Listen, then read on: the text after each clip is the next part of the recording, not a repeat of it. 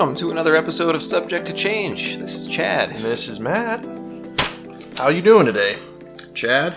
I'm doing pretty good today. How about you? Before we started recording, you said something about being tired. I don't know why. I've been feeling a little bit tired today too. Even though I've had like 2 cups of coffee, like a normal. Oh yeah, I've had like 3 cups of coffee today, and one way later than I normally have it. And you just feel I feel like hibernating. I think it's because it's cool outside. Yeah, I think that and the fact that I didn't not hungover, but drinking. Was that last night? No. That was 2 nights ago. You shouldn't be hungover. Yeah, no, I'm not hungover. No, it's just I feel fatigued for some reason, Yeah. but I don't know what it is. I feel fairly mentally sharp though, so hopefully this isn't a total disaster. I don't think it will be. I've been, revving myself up for this, thinking about things. Yeah, so. Me too. I've been thinking about stuff this week. Yeah, more than previous weeks. Probably, yeah. So, what's on your mind? Well, I thought first we'd mention the debate that we watched, because we did tell the people that we were going to watch that together. Yeah, and we actually did. We did that, yeah. We watched the 4th Democratic Party debate. Yes, presidential debate, yes. And it was a shit show, in my opinion. Yeah, in yours too, apparently. Since we did talk about that before, and I talked about why I don't really watch the debates, I figured I'd follow up on that, and I have to say that this one didn't really change my opinion about that too much. No, I mean it was there were 12 candidates. Yeah, it was too many. Too many. It was 3 hours long. Too long, but yeah, but they cut everybody off after what was it, 2 minutes or 30 seconds? They said something about, I think it was a minute and then 45-second rebuttal. Yeah, it's like really quick, right? It was very snappy fast. shit. Nobody could really get anything out before they were interrupted, and some people spoke over that anyway. But really, all they could get out was their main talking points, which you can find on their websites. Yeah, or what they've said in previous debates. There was literally a verbatim conversation between like 2 candidates from a previous debate. It went exactly the same. Well, I think it was Joe Biden and Bernie Sanders. They said the exact same things to each other. And I'm like, deja vu? Well, that's another thing, is that they're not really debates. Nobody's really arguing and then counter-arguing and then counter-arguing. I think it'd be better if they actually did that. I think so too. But you don't really see a whole lot of that. There were a couple moments where they went back and forth a little bit, but they just don't have time to really respond, and they cut to commercial when that happens. It's like they don't want that to happen. Yeah. Especially like when people, like Tulsi Gabbard, she was trying to like stir the pot with Elizabeth Warren, and they cut her off and went to commercial, and they didn't bring that back up when it came back. Yeah. So, and then the fact that the candidates don't get equal time. No. In fact, I'm not even sure how they decide who gets to speak at what time. Is it just the moderator's discretion? I think it is just the moderator's discretion. They always release time after it's done. Yeah. In like a matter of minutes that they spoke. Yeah. The way it broke down, I didn't write it down, but Elizabeth Warren got the most time, and Tom Steyer got the least time. Sounds about right. And then everyone else kind of fell in between. With like Tulsi Gabbard was closer to the bottom. Amy Klobuchar was closer to the top. Yeah. Which doesn't make any sense. Yeah, she did seem to get a weird amount of screen time. Yeah, a lot of people, like a lot of the moderators were going to her for questions when she's polling at 1.1%, which makes no sense, especially since this is so late in the game. But fuck CNN, that's all I got to say. But for all of those reasons, though, I still think that I didn't get enough value out of that 3 hours. As far as learning about the candidates goes, anyway, it was nice hanging out with you for 3 hours. Yeah, it was fun. Like the past couple debates I watched alone. Yeah. I think maybe the first one, my girlfriend was in the other room, so I was still kind of watching it alone. But being able to react, because when I watch it alone, I subtly react, or I'm tweeting the whole time, like. Before you showed up, and kind of when you were there, I was live tweeting a little bit, but a lot less than the previous ones. Okay.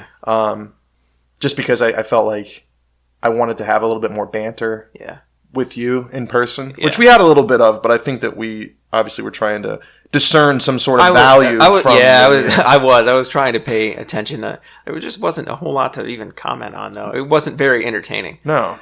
But anyway, for all the reasons that we just discussed, I don't feel like it's a very valuable thing to watch a 3-hour debate when I can go to the candidates' websites to see all of their talking points, or I can watch long-form discussions on any number of podcasts. Like I've been doing this week. I've been listening to Andrew Yang, who's one of the candidates. Mm-hmm. I listened to him on a couple of podcasts and got a lot more out of that than I did out of that debate. Yeah, and I've done the same thing with Bernie Sanders, and I might do the same thing with a couple other candidates. Yeah, I think that form of getting information out, for one, is kind of the boon of the era that we're in when it comes to technology and like information sharing, is that you don't need to wait for a debate to come on where 12 people are trying to talk over each other for 3 hours. Yeah. You can go, like you said, directly to their website or to the social media sites that they run, or like you said, go on to podcasts and listen to like the Joe Rogan podcast. He's done them with pretty much everybody. I know he did one with Bernie Sanders, and he's done it with Andrew Yang. Yeah, I've watched both of those and got a lot out of those.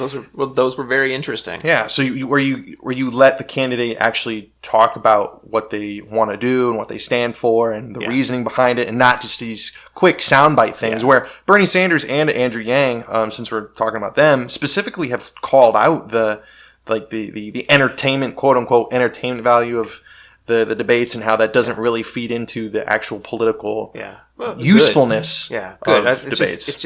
It seems like an antiquated system now. Yeah, like Andrew Yang during one of the debates actually called out how it's like a reality show. Yeah, because there's people cheering, people in the audience and stuff, which is counterproductive, because you like the candidates are just trying to say things just to get people clapping, or there's a lot of pandering that goes on, which is dumb. I mean, I think there's a level of pandering that'll happen regardless because you're trying to be snappy. But I think one of the main issues that I see with the debate setup is that there's way too many fucking people. It's like the threshold is so low that there's too many people on the stage. Like they should have started shaving people off like months ago. Yeah, it's hard to... I mean, I watch debates about other issues at times, and even when there's 4 people, even if it's 2 people per side... That's almost too much. Yeah. That's like as much as I want to see, is about 2 people per side in a debate. And even those can be like really muddy too. I prefer conversations, even though it's nice to see sometimes there's certain values in a debate. It's nice to see how people respond to criticism and how fast they think on the fly when they're faced with some contradiction that they've made. Mm-hmm. And that's why I watch debates to some extent, because there are some things you can get out of a debate that you can't get out of anything else. Yeah. But yeah, like for me, but not enough. For me, the only takeaways that I took from that debate are that CNN sucks. They ask ridiculously stupid questions. They don't give enough time to all of the front runners equally, which makes no sense to me. Mm-hmm. Like they ignored Bernie Sanders for almost an hour, and then the first question they asked him about was his health. Yeah, his age. Yeah, his age. And that, like, I screamed, you were there. I was like, what the fuck? And then at the end, instead of like a closing statement or whatever, they asked some stupid ass question about like the Ellen DeGeneres scandal and any type of friend that you have that might be controversial. Like, what? I actually kind of like that question. I didn't. I thought it was a waste of time. Yeah. Because they didn't talk about. They didn't ask any questions about climate change. Yeah. They didn't ask any questions about. There were a lot of other things they could have talked about. Yeah, like or finance reform or any sort of immigration. They didn't talk about immigration. They didn't talk about anything substantive. They asked a question about, who are you friends with? And they asked about people's age. Like they asked Bernie, Biden, and Elizabeth Warren all about their age because they're older and they're in their 70s. Right. And they asked Tulsi Gabbard about her age because she's the youngest. Yeah. What? Yeah, those are pretty softball questions. But it makes no sense. Like, you vote for who you think is going to do the right thing based on your own value system, not whether or not. Yeah, whether or not you think they're going to die while they're in office. Which someone said that on Twitter too. Yeah, people do take that into consideration. But anyone can die in office. That's true. Yeah. Like it. I mean, I'm not worried about it unless they have some kind of terminal illness. And they didn't bring up Joe Biden's brain aneurysm. Yeah. That he's had 2 of apparently. Huh. They didn't say anything about that. They just because Bernie Sanders got out of the hospital and he's healthy. Yeah. And he's there. Right. And people were always like, people who are pro Bernie were commenting on like how healthy he did sound. Mm-hmm. So he looked and sounded the same as he sounded better did he? than like the last time he was on the debate, because before then he was like a bit lethargic because he had like either a cold or he was hoarse because of from doing so many rallies and all that. Probably had a little time to relax, to freshen up. Yeah. So like all that just pissed me off so much, and like the fact that they kept asking these do nothing 1%ers all of the fucking questions. Yeah. It's like, why are you propping up these people? Like, don't shut them out. I mean, they're there for some stupid fucking reason, so give them some time, but don't give them 13 minutes when you give one of the front runners 8. Yeah. Makes no sense. It was a little odd to me. So, I need to calm down. I was getting a little angry there. I could feel like my face getting all right. Let's tense. change the subject on subjects of change. That's a good segue. Did you have any other?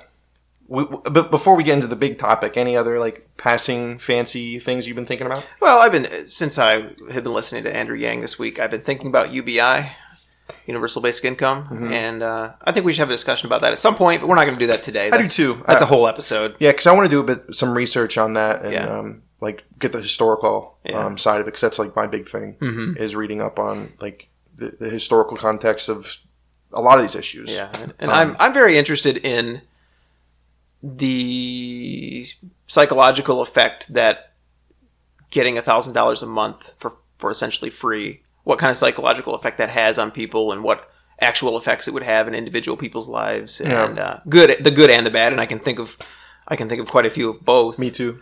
And I'm very interested in that. It's something I've thought about at other times, but I've been thinking about that again this week. And what about you? For me, other than the debate, just normal stuff. Like I got a job finally, so that's nice. Congrats. So that'll be a level of stress that'll be gone, but then another level of stress that will be added, because having a job is stressful. Yeah. In of itself. But other than that, just keeping my eye on the Hong Kong thing, as I have been. The House resolution called the Hong Kong Human Rights and Democracy Act was passed by the House. Oh, really? Which one of the tenets of that is for the U.S. to get like a checkup, essentially, to make sure that Hong Kong is staying autonomous from Beijing. Really? Mm-hmm. Oh, I didn't know that. Yeah, so that passed the House. It has to go to the Senate now. Right. But that's a huge win. Yeah. For that. Not just for Hong Kong in their fight, because that wasn't even something that they were calling for, obviously. But just having the United States as a democratic country who cares about freedom and liberty and all those things, standing up for a smaller country that is calling for support in that fight, that is like a tenet of our establishment. And that's something that we thought, or at least you thought, was not going to happen, right? The last time we talked about that, this, we weren't pretty disappointed with the... Well, because of the things that I'd heard about Trump, like kind of siding with Xi Jinping in private, that he's not going to do anything, say anything or do anything about it until there's a trade deal. Yeah. Just to not fuck that up. But he could always veto it. Right. If it gets to his desk and says, well, we don't care. Right. Yeah, we'll see what happens. But just the fact that, like, and in regarding to that too, kind of tying this into my political engagement talk, I actually, the first time I've ever done it, I wrote my representative. Oh, really? Yeah. About that? Uh-huh. Yeah. Yeah. I sent Thomas Massey, who's our district representative in Kentucky, I sent him an email. I was telling him that I felt that, what I said about freedom and liberty, and those are core American values, that Hong Kong is calling for those things, and how we can't say that we're for it and not express that on the world stage, and how with that resolution we should stand with them in their fight for, democratic autonomy. Yeah. And, I sent that out. And then like 2 days later, I got a call from one of his aides or something. Oh, yeah. And she I didn't answer the phone. It was like really early in the morning. Yeah. But she said, "Thank you for writing in. We really care about Hong Kong too." Like, she read what I said. Really? Yeah. And she responded with, verbiage that made it sound like she read what I wrote. Wow. I'm impressed. So I was really impressed too. And then after the resolution passed the House, I sent him another email thanking him for, standing with Hong Kong and, upholding these values that I hold as one of his constituents. Wow. So that made me feel good about the political process. I was going to say, that's a feel-good story. Yeah, to know that I reached out to my rep, yeah, who's someone I've never met or ever talked to, and him, or at least someone in his aides or like in his area, right, read what I wrote, hopefully passed it on to him, and was good enough to call me back. Yeah, and I'm very surprised that it was actually a personalized message instead of just I was expecting you to say it was just a generic. No, thank you for giving your opinion. No, yeah, she said very much like, we are looking at that very closely, and we share your views on that and everything. So I was really impressed. Good to know. That's a good story. Now, do I agree with everything else that he does? I don't know. I have to dig deeper into his personal politics, right. But doesn't matter for this particular point. But other than that, I've just been, trying just to get back into the swing of things with writing too. So I released a new short story series on my writing page, the Dream Worlds page. So be sure to look out for that. Yeah, we'll link that in the description in the coming months. Yeah. So. Well, good. I'm glad you got back to that too. So, but yeah, I know that you wanted to talk about something a little bit more. Another thing that you've been thinking a lot about this week. Yeah. Or just in general. Yeah, this is I've been thinking about it this week, and it's something that I think about periodically, especially when I go backpacking. Because I went backpacking again Where'd you go? weekend. I went to a place called the Charles Dean Wilderness. It's part of Hoosier National Forest in Indiana. It's about 3 hour drive from here. It was just an overnighter, and the mileage wasn't huge. I think between the 2 days, I did maybe 11 miles. But it was very relaxing. Very good trip. That's good. Is that one of those trips that you said that you had been planning for a couple weeks ago? Yeah, that was one of those ones that I have that were just didn't require much planning, and I can just kind of pick up and go. It was kind of a last minute decision that the weekend freed itself up, and I decided to go there because it required very little planning and very little gear gathering. That's good. But anyway, the thing that I'm thinking about is the I guess I'll call it the downside to living in a very wealthy and convenient society. I'm not sure if downside is the right word. Maybe we can talk about that, but just the potential problems or pitfalls of living in what I would consider to be the wealthiest, most comfortable, safest country that has ever existed. Yeah. And I guess, first of all, before we get started on this discussion, do you agree that we live in the most wealthy, comfortable, I'd say convenient that despite all of the bad things that do happen, like the poverty levels or the homeless people or those things, I do agree with the view that a lot of people put out there that America, as it stands, is the wealthiest nation that has ever existed. Yeah. We might not have the landmass like Rome or, any of that sort of thing, like size-wise, but and pure monetary or like structural power, I do think that we are like the top tier when it comes to that. But we also have our downfalls. So. Sure, and I mean, before I get into this, I want to say that I'm not trying to suggest that people don't have problems in their life, because people have a lot of problems. I think most people have more problems than we can imagine, and they're more complex than we can imagine. And there are all kinds of existential problems that exist and have always existed and will always exist. Stuff like how to spend your time wisely, who to marry, whether you should have kids or not, how to raise your kids, dealing with death and dealing with disease, and dealing with God and truth and right and wrong and all of that stuff. I'm not talking about any of that stuff. All of those kind of existential problems still exist. I think that, and those will always exist. Yeah. Those transcend, periods of time. Right.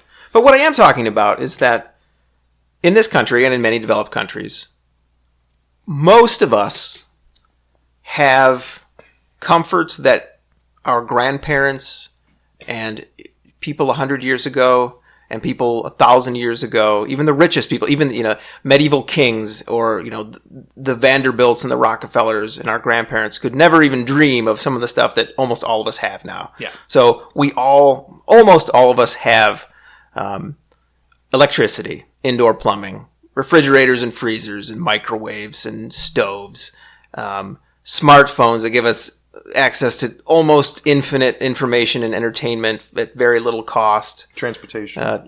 Reliable and fast transportation, clean water for the most part, access to cheap food, not always healthy food, but cheap food. Yeah. Physical security for the most part. Most people might deal with serious violence once in their life, maybe not at all. Mm-hmm. The list goes on and on, and almost everybody has those things. Even people who are at the poverty line or below the poverty line, almost all of us have most of those things. Yeah. And for the most part, I consider that a good thing. I mean, I'm not suggesting that we reject all those things, but I do think that there are certain problems that come into people's lives when they get used to having all of that stuff. Yeah. I think I know where you want to go with this, where kind of the old existential, like the list of existential things that you brought up at the beginning, mm-hmm. Some of those things kind of fade away the more comfortable you get. Like the death one is a big one. Like people, in other parts of the world, but a long time ago, mm-hmm. death seemed a lot closer. Oh yeah, for sure. Than it does now. Yeah. And I think that's related to, an upsurge in a lot of scientific things like medicine, vaccines that work, having access to food and water and security. Like just those things in of itself kind of just not completely erases that fear, but pushes that death fear mm-hmm. to like years into the future. Yeah. It's not immediate. Yeah, where are people, living out in the plains or, in the medieval times or whatever, death could happen tomorrow. Right. With, and it was something you'd have to worry about. Yeah. Where now, you could still die tomorrow, mm-hmm. but the idea is that we're all going to live till we're about 80, give or take unless an accident. Right, unless something really unusual happens. Exactly. Yeah. And I think that's one of the things you probably want to go into, right? Is like the comfort of survival. Yeah, it is. Kind of gone. Yeah, that's part of it. Part of it is that I think that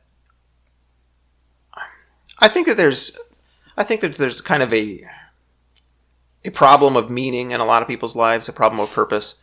And to me, it seems like when you're not living in a society like we are, when you're at most places and most times in history, just surviving gave you a lot of purpose. Yeah. Because it was very difficult. Yeah. And you had to work at it Yeah. every day just to get by. Yeah. And I think that we don't have that now. Our sense of purpose, we don't really find our sense of purpose in just surviving because it's easy to just survive, for like 99% of us or something. And I also think, we can get into that, but I one of the other points I want to make is that I think that it's easy to take all of it for granted. And that's take our comforts for granted. Yeah, take all the comforts for granted, and to think that it's normal and that it's expected, and that we're just kind of entitled to it all. And that's why I always think about this when I'm backpacking, because I don't have most of that stuff, and it makes me appreciate it a lot more than it makes me appreciate it at all when I might not have appreciated it at all without having to. Because having you say that made me think about when I was at camp, mm-hmm. and when I was there, I had some creature comforts in certain parts, but when I was living in a cabin without any heat, mm-hmm. Or running water in our thing, we had to go to a separate building. Mm-hmm. We didn't have TV all the time or any of those like things, like mm-hmm. any normal thing that a person would have, like every other day of the week. We didn't have that. Yeah, and it didn't make me appreciate those things when I got them back. It made me realize how much I didn't need them. Yeah, that's kind of that's one of the questions I was going to ask you, because I lived, up until I was about 25, 26 when mm-hmm. I went to the camp for the first time. I was very much tied to technology and everything. I mean, I still am to an extent. But there was a good couple years there where I was like, sell all my stuff. I don't need all this stuff, all these, like technology, like these game systems, these TVs, these entertainment pieces. Like I didn't buy movies for a couple years. I still really don't. Yeah. I don't spend my money on those comforts, where I'd rather spend them doing something else or, creating or what have you, when that all stems from being without that for a good chunk of time and realizing that I can survive without it. Right. And people did for tens of thousands of years. Yeah. Before, 30 years ago, everyone was fine. Right. Well, and that's for the most part. I mean, when it comes to entertainment. Yeah, right. Not medicine. Right. I think that for me, it's more like it allows me to like stand in proper relation to all of the conveniences of modern life. It helps me to being away from that stuff. And I'm not a hardcore backpacker. I go out for 1, 2, 3 nights at a time for the most part. But I think not having that stuff just for that short period of time allows me to appreciate it and to feel gratitude for it. And also to realize that I don't need a lot of it, but that a lot of it is nevertheless really nice to have. Do I need hot showers? No. Are they nice? Yes. Hell yes, they're nice. Yes. Yeah, I mean, there's nothing better than being out in the woods in the winter for a couple nights and then coming back and taking a hot shower, and or just something as simple as being able to go to the grocery store and buy relatively inexpensive food, as much of it as I want, practically, with a huge variety, and bring it home and put it in my freezer so it can last a long time. And then you throw it out because you never actually ate any of it. Yeah. And then it's like, let's go buy some more. Right. Do we need all that stuff? No, we don't need it. But does it make my life better? I think it does. But one thing that I think we might get into that I want to pitch in now is that what do we lose internally when we get those comforts? Like one thing, my mom is actually really big on this. She's not really a doomsday person, but she every once in a while she'll think about like, what if this all we got EMP'd or something and all the technology went away. Yeah. No one would be able to know how to farm food, right, or take care of themselves. Yeah. Because we're so tied to this system, like you described, where I can just go in and buy, pre-cut meat or vegetables that are already grown and picked and cleaned and all this sort of thing. And while there is a level, talking about this, the convenience society that we live in, there's the level of convenience also kind of takes away from a base of knowledge that humanity has had for thousands of years. How many people had to know how to raise animals or farm food that has just disappeared to a smaller and smaller section of society, especially in America with our farming sector.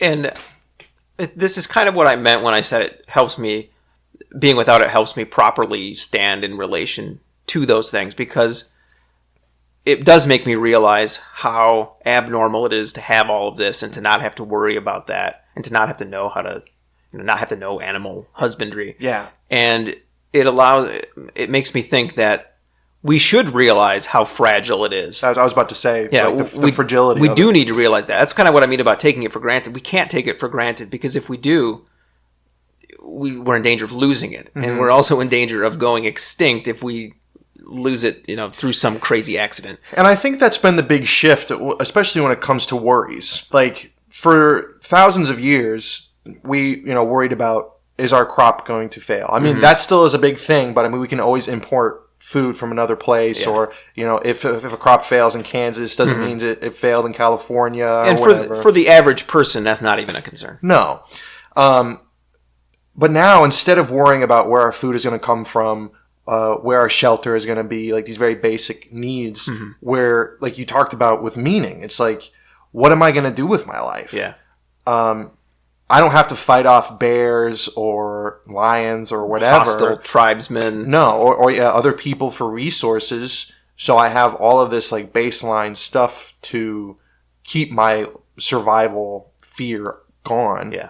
what do I do now? Yeah. And I think that's the big thing that humanity has been dealing with for the past 100 years. Because things haven't been this easy for very long. No, I mean, modern medicine has existed for like barely 100 years. Yeah.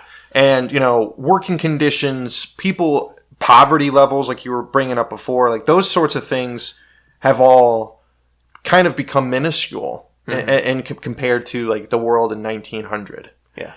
Which isn't that long ago on the scale of history. I mean, it was practically yesterday. Exactly. And we're starting to see the kind of like, when you brought up the existential problems with having these comforts and not having to worry about survival. You start to think more about your own existence, and like existentialism in of itself has existed a long time, but more people, not just philosophers, are thinking about their own existence and like, all I do is go to work and come home. Yeah. And I don't, I'm not really worse for wear. If I lost that job, I could get a new one, people didn't have the luxury to think about that for the most part until very recently. I wouldn't even say it's a luxury. I'd say that they were safe from having to get anxious or depressed about those things. Because I feel like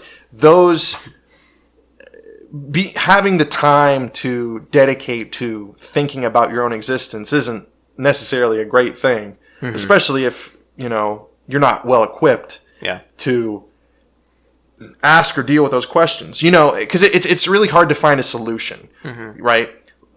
With a question of how am I going to eat tomorrow? Yeah. You could, there's a lot of like real world solutions. Like I could go to a food bank, or I can go to the store, or I can plant food or whatever, all these steps you can take to get food. But it's like, what am I going to do with my existence? Yeah. That is a really hard question to answer. And it has a million answers to it. Like there's a million different things you could do. Right. But near endless. Yeah, and the time, the bandwidth that people use now, I think, on that question or that series of questions is really leading to a downfall. Like that's what you said, to the level of comfort that we have. Because we've seen, I don't have the data in front of me, but that anxiety, depression, suicide, all these things are increasing when pretty much everything else is going down. Poverty is going down. Violent crimes going down. But I think once those threats that are visceral disappear, like, once hunger goes away, once violent crime goes away for the most part, once those things go away and we don't have to worry about them from a day-to-day basis, and we start to think about what we're actually going to do instead of worry about those things, we start thinking about these really big questions that we don't have answers to,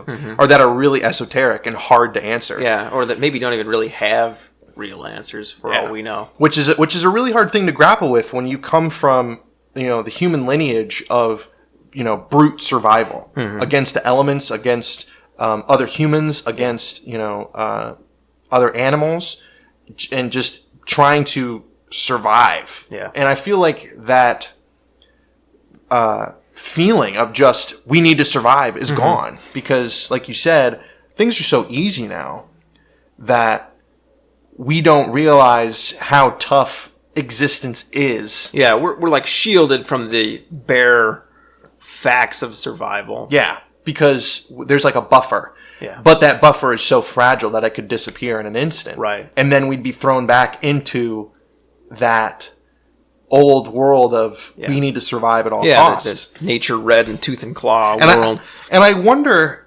if, let's say, we get to a heightened level of despondence because of, the existential thinking about life and all that, and then everything went away, and we got hit with that survival question again, if we'd be able to deal with it. I feel like there'd be a large part of the society, not everyone, because there are obviously hardy people who don't really think about these things and can just deal with life, but and the people who are, well equipped, who have the knowledge to survive without technology, what that would do to the human psyche, to already feel like existence doesn't make any sense, or you don't know what to do in it, and then to get thrown into the actual threats of death on a day-to-day basis, what that would do to essentially an already crippled psyche.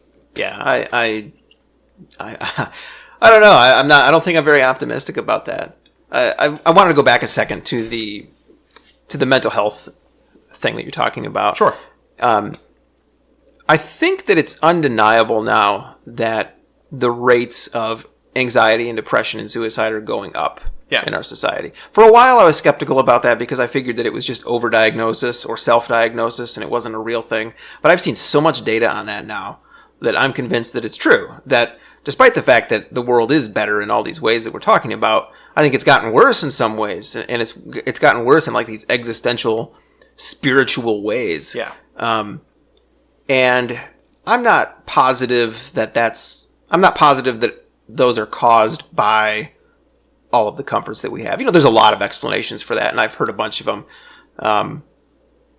Actually, Andrew Yang was talking about, he was blaming automation for a lot of that, which kind of ties into what we're talking about. We live in this wonderful society where we invent robots and AIs to do things that, to do mundane tasks, but there's downsides to that too. Yeah, because when the robot takes your job, what do you do now? Right.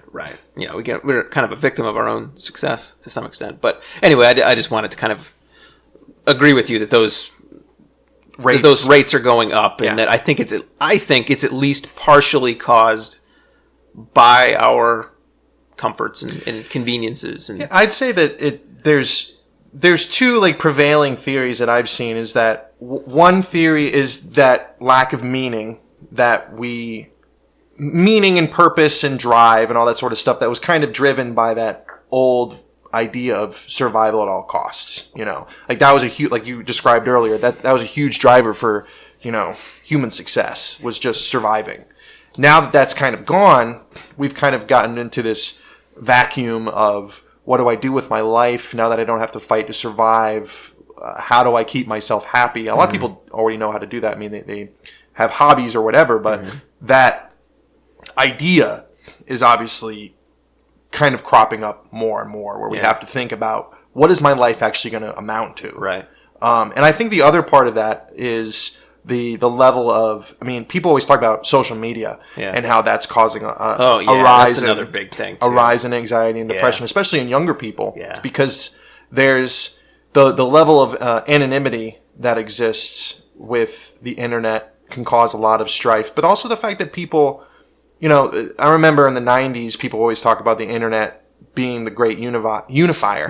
Like it would, connect people from around the world, and it would be the greatest thing ever. You could talk to people in Asia or Europe and share ideas, and it was going to be this big thing. A little overly optimistic, maybe. And then we got it, and people couldn't be more divided. Yeah. Well, I would say it's that too. It is a unifier in a way. Oh no, yeah, it is. It's that, but that's just the. That's one side of the coin. Yeah, and the other side of the coin is, echo chambers and division and all that sort of thing. But people, and being too connected. I think people might even see things going on around the world that they don't have control over that might be adding to their depression. Oh, I think so, for sure. Like my... back to the political engagement thing.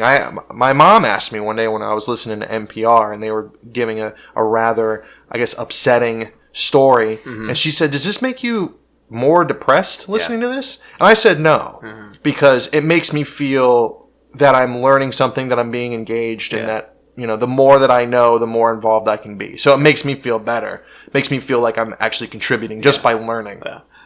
Where I know a lot of people who might hear like, all the bad news that's happening all around the world, and that can just make them feel more depressed. Well, that's a really good point, and that's something that I didn't bring up in our political engagement discussion, but I do think that. I do think that one of the things about having 24/7 news is that people are just inundated with all this awful stuff that's going on that they have no control over. Yeah.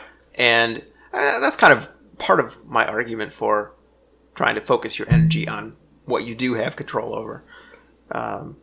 But yeah, and even the 24/7 news cycle and the social media thing, which I agree with, that social media is probably wreaking havoc on young people's mental health. Those are also symptoms of living in a convenient, leisurely society. Yeah, and I wouldn't even say it's just young people. It's just we see it more. Probably more damaging. Yeah, I'd say it's more damaging to them, and it's higher than it was when I was a kid, when you were a kid, because that just didn't exist. Yeah, I think I read something interesting once. I think this might have been in that book that Jonathan Haidt wrote recently with Greg Lukianoff, The Coddling of the American Mind. Yeah. Remember that book? He said something in there about how social media hurts girls more than it hurts boys, because when you give boys when you give boys smartphones, they use them to play video games. When you give girls smartphones, they use them to gossip and stab each other in the back and do things like that. Yeah, and the fact which I think is probably true. That rings true to me. And the big difference between when we were growing up and the generation now is that if you were getting bullied at school, it just happened at school. It stayed at school. It stayed at school. You could avoid it as much as you could, and it would just happen in passing. They'd have to come up to you and do it to your face, right, or do something do that sort of thing. It was harder to be a bully. Yeah. Now you can send people messages. Yeah. You can trash people on Facebook, Instagram, Snapchat, Twitter, all that sort of stuff. You can bombard people, and you're nowhere near them. Right.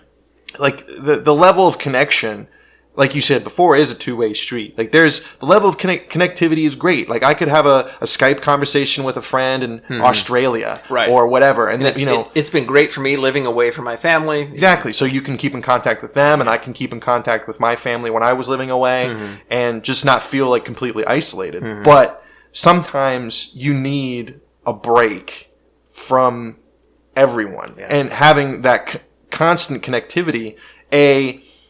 In that aspect that I described about bullying, is that the kids can never really get away from their torment, or people who can never really shut off the news because it's always there, and most of the time it is really negative because happy stories aren't as sensational. It's not the news. I mean, it's not really news unless it's something bad. Unless it's the sports. Like sports is usually is good. Like your team won, whatever.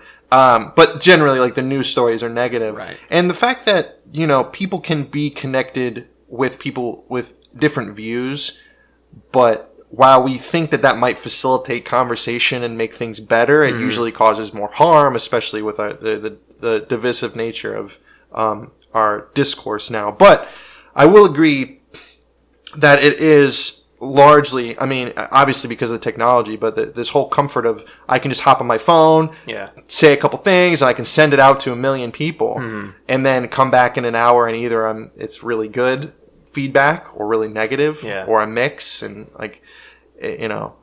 it's tough to really, once you get involved. I know a lot of people who are in the media now, political commentators or whoever, or even people on YouTube are they need to take a break, even though that's their career, for their own mental health. Oh yeah, I would need to. I do that, and I'm not even. That's when you go into the woods, right? That is a part of it. So that brings me to another question I have for you, which is, with all of that said, there's a couple different ways that you could look at that, or a couple different ways that you could deal with that. You could react to it by rejecting all of the comforts of modern society, right? We could try to go back, be Mennonite. Yeah, we could smash it up, or we could just go back to the way things were before. And a lot of people suggest that in one way or another. Or we could somehow learn to live with it. And what do you think about that? I think while the first idea of destroying it seems good and viscerally, let's just get rid of it. It's not good for us. I think it's very tempting. Yeah, because it's a quick fix. We can just destroy all the internet servers. We could, tear down all the phone lines, keep all the have all the satellites fall out of the sky, and then we'd be back to where we were back in 1910. Yeah, with technology. We'd still have the same medicine, but the kind of havoc that would wreak on everything would be catastrophic. But aside from that, I think the initial reaction is to destroy it and get rid of it, because we can see the detriment it causes. But I think what we do need to do is find a way to coexist. Yeah. Because unless something catastrophic really does happen, it's not going to go away. Right. It'll always be there. Right. And if we smash it now, it's just going to come back. It'll come back. Yeah. So it's better to figure it out now. And I think the one problem that the society as a whole, no matter where you are in the world, because, internet connection and all that kind of stuff is pretty much everywhere. Even in the poorest countries, they can connect to the internet. Except in certain parts of the county where I work. Yeah. Still don't have internet. I know how that is. I'd use a shitty satellite Hughes net. But anyway, man, you made me lose my train of thought. No, it's fine. It's a dumb I was going to say that the problem with society is that we had it's kind of like in Jurassic Park. Let me get this thought out. When Ian Malcolm says, "Your scientist," how does it go? I'm going to get a lot of shit for this because I don't know how the quote goes, because it's my favorite movie. Yeah. He's talking about, like, you were so busy thinking about whether or not you could. You didn't stop to think if you should. Yeah. And it was one of those things with the internet is like, here's all the good things. Because, they had no idea the negative consequences of that. So they're like, oh, it's going to connect the world. And it started by connecting scientists and, sending data from, I think CERN to, or somewhere in... I can't remember. So there's a bunch of different things like related to Russia and America and all sorts. But, it was going to be this great data connector, and which it was in the beginning, but no one knew what would happen when humanity got its hands on it. And I feel like any technology, anything, like the designer can have, like, this is how it's going to work, this is how people are going to use it, but then as soon as people get their hands on it... It's the whole unintended consequences thing. Yeah. So trying to kind of stop the clock and think about, like, what we need to do to deal with these problems. It's like what they're doing with Facebook right now. Like, should it be regulated? Should it be broken up? Should, we all just stop using it and all this sort of thing? It's really tough to work on it in real time and to know the right solutions because, especially when it comes to these social media sites, people make their career on them. And to say, we need to stop using this, and those people lose their jobs. Right. Now what are they going to do? Yeah. And it's one of those things that's another unintended consequence of trying to keep the moral compass of the society in the right frame in relation to the technology. Yeah, it's like, I think that the right way to look at it is that individual people need to understand the role that that Facebook or anything else plays in their life, and they need to see those things as tools, and they need to use the tools properly. And like any tool, Facebook can be abused, and it can be used for good things. I mean, like, I've done both. Yeah. I assume you mean like arguing or... Yeah. Okay. But, or other things. Yeah. We won't get into it. No, I know what you mean. It's like you use social media to connect with people that you care about. Right. And then sometimes, you get into a heated argument with somebody or... Well, sometimes you have a constructive argument with somebody. That's what I meant. Every once in a while. Yeah, that's what I meant. Like, I would consider that connecting. Yeah. Not necessarily causing a rift where right. a bad... They can do that, too. Yeah. But I know what you mean. It's like I feel like we are going, like, things are moving so quickly, especially since the 80s with technology, and especially with this whole internet thing, and like the level of comforts that are just cropping up all the time, that it's hard to slow down enough to take stock and to realize this isn't essentially normal. It hasn't, it's a new normal that we have to get used to, and to really acknowledge the fragility, because if like if Russia or North Korea exploded a nuke in the upper atmosphere, that would be an EMP. It would destroy pretty much all of technology for everyone. Right. It would cripple society. Yeah, and I mean, I can't even imagine the chaos that would come of that. Well, I mean, there have been a lot of shows that talk about that exact issue. Well, I think that's probably one of the reasons those shows are so popular, is because there's kind of an anxiety about that. Yeah. And I think people realize, on some degree. I think, some people do realize it, but I feel like most people are so stuck in their own lives that they don't understand,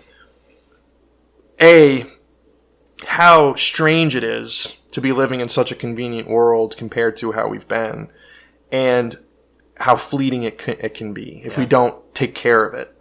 Like, people talk about, how easy it is to get food. You can, get food imported from other countries, like fruits and vegetables, and then these factory farms and all this sort of stuff. But then we're realizing that those are actually causing a lot of harm. Well, yeah, there's that. There is that angle too. Yeah, where our conveniences. What is the cost? Yeah, the cost of the convenience, and people have been bringing up how factory farms are unethical because of the way they treat their animals, right. or the carbon footprint that they have, or the fact that these farms with the like vegetables and fruits and stuff, they have to use pesticides, and that's killing certain insects and other animals that we need to have good food. And I actually did see something about I forget where I saw this, about food losing its nutrition level. Yeah. Because the nutrients aren't in the soil anymore. Yeah. Because I've heard some things because we're farming too much, and like the level of like carbon dioxide just in general. Right. And even a lot of, I'm not trying to diminish those problems, but even a lot of those are, first world problems, things that you don't have to worry about until you get to a certain point in a society. And I think if you're starving, you don't really care that no. you're exploiting somebody to get your vegetables. No, and I think but that's one of those issues that we can't address as the society that we are. Like that's a convenience that we can actually look hard at and see whether or not that's something we want to be. Yeah, I'm not saying we shouldn't deal with it. I'm just saying that. I understand your point that people in, I don't know, Chad, right, are, if they're starving or whatever, they would obviously want to have the convenience of. Yeah. They don't care if the chickens aren't treated well. No, it's a matter of life and death. Yeah, but again, like in our society where we take those things, they wouldn't take it for granted, essentially.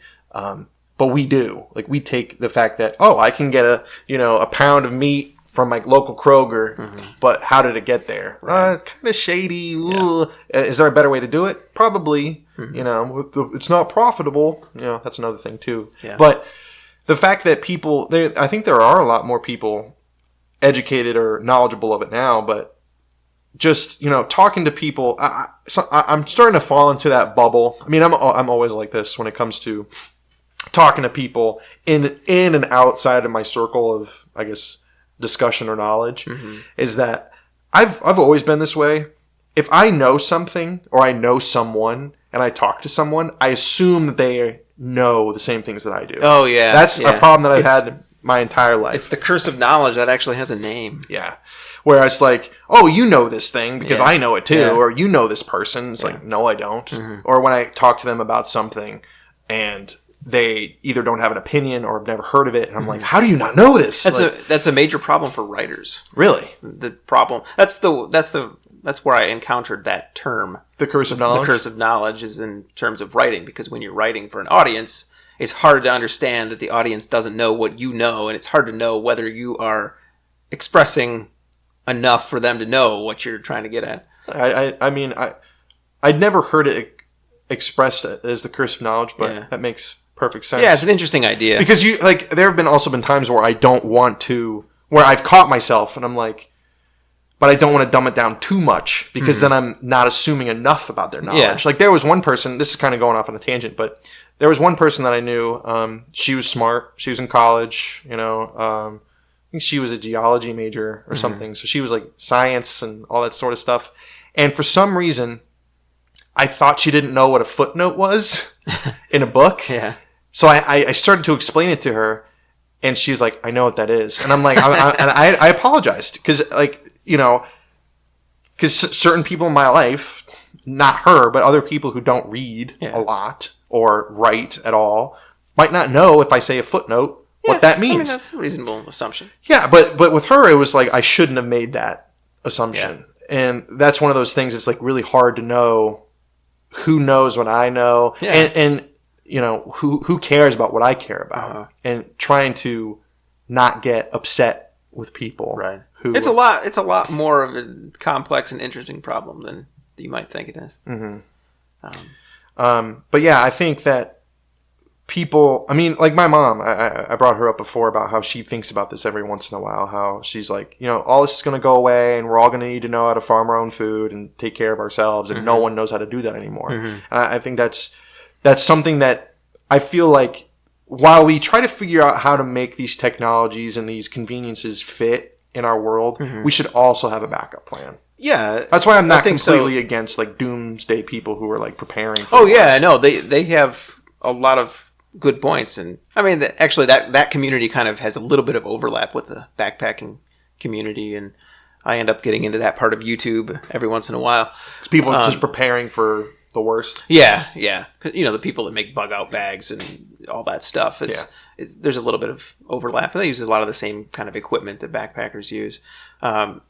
But as for what your mom is saying and worried about, I do think that part of my idea about learning to live in the proper relation to all the stuff that we have, I do think part of that is well, like I said, it's recognizing how fragile it is. And I think once you recognize how fragile it is, you realize that maybe you should know some things just in case stuff goes wrong. Maybe you should think a little bit about how are you going to find water if or sinks stop working. But you don't necessarily need to go to the level of a doomsday prepper. No, I don't think anybody needs to do that unless they really want to, unless it's their hobby. Yeah, because it's it's unlikely enough that you don't need to dedicate your life to doing that. Yeah, and all that money. Yeah. Even though it makes for a pretty funny show. Yeah. But I agree with you that certain people should recognize that and have some, at least a few contingencies, or at least understand how things work. Right. Or learn to fish. Or learn a little bit about gardening. Plant some container. Or make a fire. Yeah. Or any of like bare bones survival stuff. Right. I think that's a good base knowledge to have, because you never know when you might need it. I mean, it might not even be the end of the world, but you might need to know those skills. Yeah. And I think, those are good to have like in your back pocket, just in case you need to pull them out. And for me, backpacking has done a lot of that. But I don't think it has to be that. I mean, if that's not something that you're into, I think there's probably a lot of alternatives to that. I've heard similar things from people who've gone on mission trips to developing countries where it was a total shock to them, and the way that people live there. Yeah, total shock, and they learn to appreciate what we have more. And I think something like that works. I suspect that military service would have the same effect. Yeah, I think so too. Or like we talked about the Peace Corps recently, something like that. There's probably a bunch of different stuff that you can do to kind of... Or even like I know the library a couple years ago had a survival guy come and talk about building fires and doing other like little survival things. Yeah, learning to forage for some edible plants and mushrooms. Which isn't, I'm not saying you need to take a class every month or anything, but just it's one of those things to be cognizant of.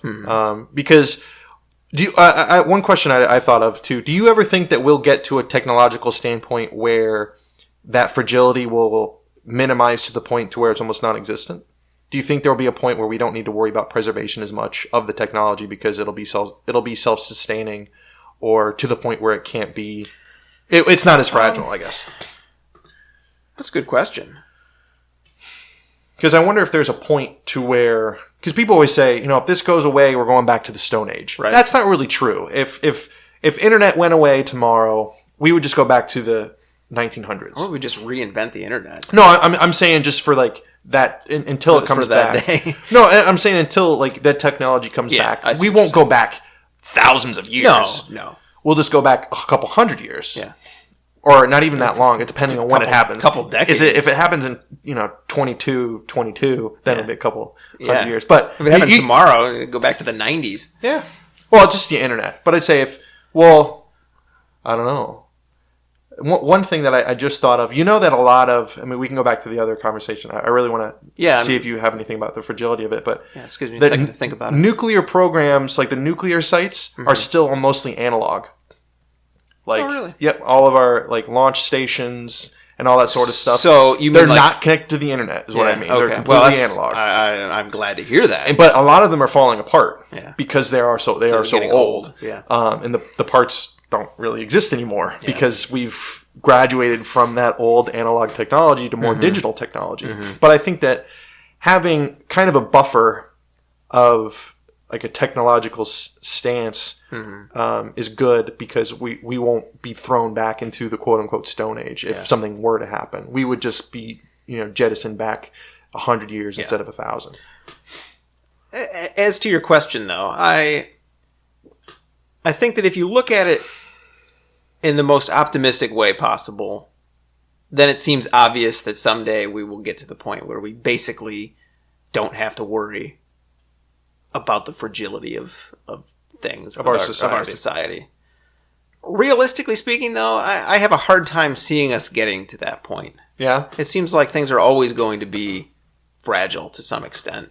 There's always going to be some part of it, at least, that's fragile, and then if you knock that part of it out, the weakest link, the rest of it starts to domino over. Yeah, because I feel like we see that, even though that there are countries that are well advanced now, one political revolution, and it's gone. Yeah. Which I know that we've talked a little bit about that. I don't know if we talked about it on the podcast at all, but about the prospect of revolting if things get really bad. But the consequences of that are obviously far-reaching that we could never really understand. What about another thing that I think about with this is that you talk about political revolution in the case of things getting really bad, but what about political revolution in the case of things getting too comfortable? Do you think it's possible? Do you think that's possible? Do you think people will get bored? It's like that. There's that great Dostoevsky quote. I think it's from Notes from Underground. I really wish I had that book here so I could read it really quick. Do you know what I'm talking about? I think I do. Yeah. You don't. Oh, because I let you borrow it. You don't actually. I don't own it. I could probably find it if I looked really quick. Tisk. Maybe I'll. But I know. Yeah. Yeah. It's about. I do remember now that I'm thinking about it. It's the. I think it's in the man is not a piano key thing. Yeah. You know what I'm talking about? Talking about the Crystal Palace. Yeah, where things get too nice and we want to break it to just because we can. Right. And where there's like that itch. Yeah. Where you do get bored with, with how things are. Yeah, if things get too comfortable. I think it was a criticism of utopian thinking where I think things get too good. I think that would happen if we got to like an existential dead end. Yeah. Where if everything was so good, but there was nothing left to do. Yeah. Right? Yeah. Like if there was nothing left to learn, if there was nothing left to discover, if there was nothing left to worry or care or create, then I could see that happening, because it's like you're hitting a brick wall. Yeah. But the brick wall is your perfect society. Right. And you'll go insane, because humanity, as a species that needs to survive, survival is, I think, predicated on some sort of pushback. Yeah. Problems to solve. Yeah, problems to solve, and like the whole evolution thing, where you need to overcome adversities to further your own species.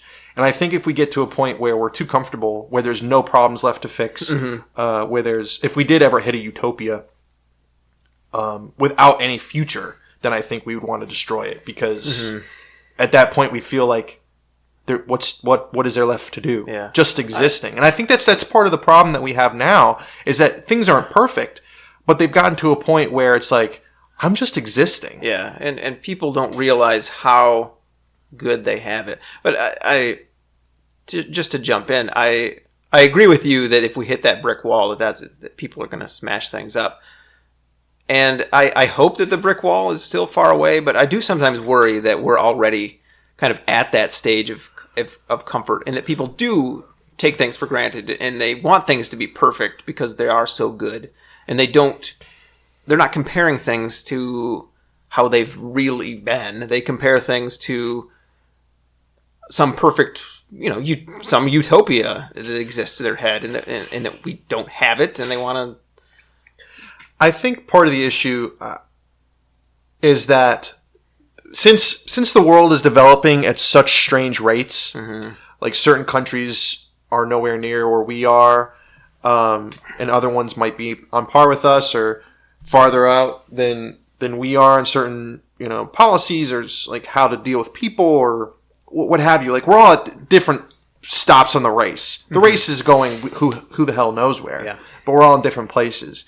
And I think that once a society, no matter which one it is, gets to a certain point, if they don't see any future or progress towards some sort of anything, Yeah. that causes kind of a pushback. Yeah. Because if you get into any level of stagnation, whether it be a war-torn country, or it be a country that's like middle of the road, or a country like ours, Or just your own personal life. exactly. If you feel like there's some level of stagnation, the human reaction to that is to cause some sort of chaos, Right. to overcome. Right. Like you start breaking stuff. Yeah, humans want to have some sort of strife. Yeah. Like, we don't thrive in peace. No, I think you're right about that. I mean, I think we did not evolve to live in really comfortable societies at all. No. I mean, I think we're just basically not designed for utopias. No, we're designed for not necessarily chaos, not that far, but we're designed for progress. We're designed for change. We're designed for overcoming obstacles. And once the obstacles are gone, we either look for new ones or we create them. Yeah, I think so. And I think kind of the world that we live in now, that brought us like the Elon Musks of the world and things like that, is they see that things, this might not be a blanket statement and true on its face, that things are great on the earth. The only place left to go is up. Yeah. Which Elon Musk is like, we're hitting a point where we need to get off this planet. Yeah. Obviously he wants to fix things here. That's why he's made, electric cars and solar panels and all like stuff that would obviously make Earth better. But he's very, very much set on the forward moving. And maybe that's what we need. I was reading something about that the other day, and I can't remember if this was in an article or a comment, but I heard somebody say that humans are designed for exploration. Yeah. And we don't really have much exploration left. And so we better get to space and start exploring it before we, amuse ourselves to death or, all commit suicide because we're so anxious and depressed because we're not doing what we were designed to do anymore. Yeah, because there's nothing left to find. Yeah, and I think that, that's a really, as far as evolution goes, that's a simplification of things. But I agree. I agree that we are not really built to just sit around enjoying ourselves. No, because humans, I'd say unlike any other species on Earth, the level of like how nomadic we are, pales in everyone else pales in comparison to us. Yeah. Like every other species kind of has their little spot they might go to and fro from. Except for birds. Well, I'd say birds still have their monarchs. Yeah. That they kind of go through the same paths or whatever. They do. They go to the same places. But we're humans. I mean, birds are all over the world or whatever, but they're not all the same. Yeah. They're different species. Where humanity, the same species, promulgated to every corner of the earth. Yeah. I agree that not just from following resources, not just from following animals, which was a part of it, through the Bering Strait and all that sort of thing, but this burning curiosity, which comes from our brains to want to know the edges of the earth. I do think that we are the only species with this desire to explore. Yeah, and that doesn't always. I mean, that doesn't just come from scientific minds. That's been a human nature. Yeah, it's a very pre-scientific thing. Yeah, forever. And I think that if we don't find a way to scratch that itch by going to space, which is the only place left to go, we're going to hit a brick wall. And we could make Earth a utopia, let's say, where wars are over and hunger is non-existent and it's sustainable and all these sorts of things. But then it'd be like, okay, now what do we do? Right, and that's where the whole Dostoevsky quote comes in. Yeah. And I totally, I am in complete agreement that then we start smashing it up just to see what happens. Yeah. We create some excitement for ourselves. Because I feel like revolution, when things are bad, is obviously to try and fix a problem. It's the most destructive way to fix a problem. Right. Maybe it's not the right way to fix it. But if your car doesn't work and you've tried every little thing to fix it, you're just going to get mad and you're just going to break it because fuck it. Yeah. And then you'll do something else. But you have to release your frustration. And this is kind of a segue, but I'm just going to throw this in real quick. I got into an argument with someone online. It wasn't really an argument. We had a bit of a discussion about boycotting. Because Tulsi Gabbard wanted to boycott the debate. Yeah. And I said, and he was like, oh, Bernie Sanders was, fucked over by the DNC. If you don't see that, then you don't really pay attention, all sort of thing. Like, he should be boycotting it too. And I'm like, no.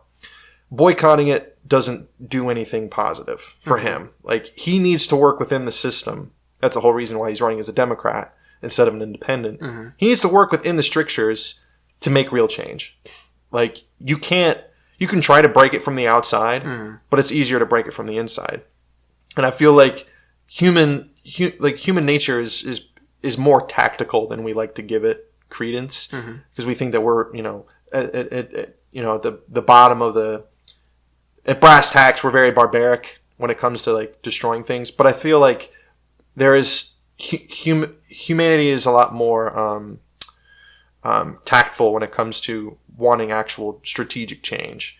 And I think the thing that we need to worry about now is trying to strive for that I guess the Crystal Palace, but knowing that that's not the end. Because if we make that the end goal, once we get there, we're going to want to blow it up because we're still going to be wanting to do things. And I think that's part of it. Well, yeah, I mean, there's kind of a paradox involved where we want progress and we want to make things better, and we should want to make things better for the next generation. But at the same time, there are these problems, and if we get too bored and we have too much convenience, then we might be likely to break it. So and then we inadvertently create our own inconveniences. Yeah, or we create new problems. Or I think that, let's say, if you took someone from like the 1850s and brought them to now, and they didn't obviously have a heart attack from seeing everything going around, but they were just like, man, you guys have it so great. Yeah. Why are you guys so unhappy? Yeah. I think they would have a hard time understanding. Because the part of that is that we can't just see how good we have it, like you said before, because we don't want to just exist in the goodness. We want there to be an issue, so we're creating our own like questions of like, now what do I do? Like, what's going to be my own personal progress? What should we strive for in these, in society and all this sort of thing, which is healthy. Yeah. We obviously want to, like you said, make things get better, and I think that's kind of the big pushback between the left and the right now, is that the left feels like we're in an era where we need drastic change, because things are really bad for a lot of different reasons. And the people on the right, the conservative side, is like, things are good, things have been good. They're kind of taking that things are great and cutting out all the bad things that we kind of talked about at the beginning, like the poverty and inequality and all those sort of existential things that people still have to deal with that aren't gone just because a higher rate of people aren't impoverished. Yeah. Interesting. Well, should I say this? Yeah, I'll say it. Say it! Interestingly enough, the whole thing that I've been talking about learning to appreciate what we have and learn how fragile it is, it's made me more conservative. No, I know what you mean. Is like, and I wasn't trying to detract from that that sentiment, because I agree with that we shouldn't want to go straight to destroying everything. We should take a step back, realize what we have, compare it to what's, be like the 1850 guy and be like, everything's great. Why are we so upset? And then go from there, because there are things that we can be upset about, but when we don't realize how good we have it, it kind of amplifies things. Yeah. Just one other thing I wanted to just kind of throw in here, even though, I mean, my whole point about all of this is that instead of rejecting it and going back to the Stone Age, that we should learn to live in proper relation to it. I have to admit that sometimes I really see the appeal to living in this like pre-state tribal society. Do you ever feel like that? Like, do you ever feel like you would just like to live in a tribe where all of your life revolves around just surviving, and the other tribe are the bad guys and you're the good guys, and everything that you do that helps your tribe is good, and anything that you do that harms the other tribe is bad, and you just don't have a whole lot of options in life. Well, does that appeal to you? So out of all of that, the only thing that appeals to me is the options out of life. Yeah. Because I've always felt like personally that certain level of intelligence, certain level of charisma, certain level of, amiability opens up a lot of doors. And it feels like, man, there's so many choices I could do. Like, what do I do this career? What do analysis paralysis. Yeah. And then, choosing to not choose and getting stuck. Like, I feel like that's been my entire adult life. And then having to wonder whether you made the right choice because it was your choice. It wasn't like it was forced on you by... So having the kind of structure where, you're going to... My dad's a carpenter. Yeah. I'm going to be a carpenter. My son's going to be a carpenter. Like, just knowing that's how life is going to go. And you're going to marry the girl that lives next door because, well, that's your only option. She's the only girl and we're not related. And your parents want it to happen, so, there is no other option. And you're just going to have as many kids as possible because... Half of them are going to die, and you need kids to to further the family business of carpentry and to keep the family do all going, the work that's involved. Yep. I mean, I would never trade what we have for that, but there are days when that appeals to me. Well, I was going to say, like, the way you described it as being like the tribe and all that sort of stuff, that doesn't necessarily appeal to me. Yeah. But the idea of a simpler time does appeal to me. Yeah. Like, one time that I always think about that I wish I could be an adult in is the early 90s. Mm-hmm. Pre-mass internet, all this shit, but not so far away that, society isn't completely different. That's very different than the... but for me, it's just like... sometimes I think about the social media thing and like its detriments and how the world, it was simpler when blah, blah, blah. I didn't care if my phone was on me. Yeah. I didn't have a phone. Oh, man, there are days when I feel like if I was king of the universe that I would pull the plug on the internet. And yeah. Like, because I don't think I ultimately would, but there are definitely days when I feel like doing that. Because sometimes I just like pretend I'm in the 90s. Yeah. Like, I won't have my phone on me. Mm-hmm. I'll only listen to the radio. Because my car is from the 90s. And just like... Your car's from the 90s? Yeah, it's a 97. Really? Mm-hmm. Is that old? Wow. Yeah, it's that old. And it just makes me think of like, what would I be doing right now if I was 30 in 1994? Yeah. I would probably have gone to a college if I was in Kentucky, probably UK.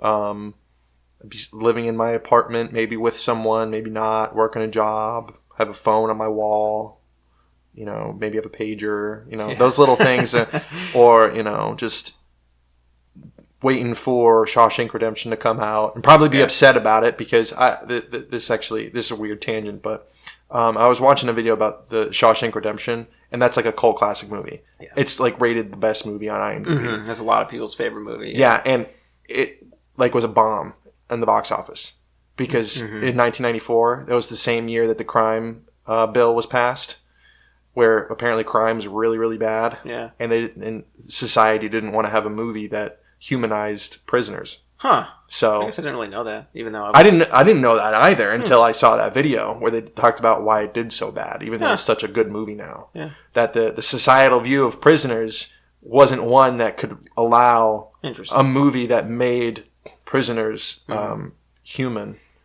But aside from that, I would want it like I always think like going to Blockbuster. Yeah. And just those little comforts that don't exist anymore. Yeah, I mean it's like a whole different conversation and we're running pretty long at this point, but I think about the how easy it is to access entertainment now, and I do sometimes wish that it was like when I was a kid and I had to wait for my parents to take me to the video store to get a new movie, and I couldn't just download new video games whenever I wanted to, or waiting for a new song to come on the radio because you couldn't just go on YouTube or Spotify. Or whatever. There was this, or not being able to binge watch a show and having to. I kind of wish that we had taken that route earlier because I have a lot to say about like the convenience of entertainment and how that kind of takes away from the excitement. Yeah, we should save that for a different episode. But that's a fun thing to talk about. I think about that sometimes too, even though I don't even watch a ton of TV or movies anymore, and I barely play video games anymore. But yeah, I would maybe that's part of the reason is because some of the fun's been taken out of it. Yeah, because it's just there. Yeah. But yeah, we can shelve that for another day. We should put that on the list. But the ever growing list that I need to update. update? You have it on an Excel sheet or something? Or I think I have a Google Doc. a Google Doc? Of course, the convenience of Google there. All right. Well, it's been good talking to you, Chad. Yeah. I hope that you guys have a great day. This has been Matt. And this is Chad. Thanks for listening.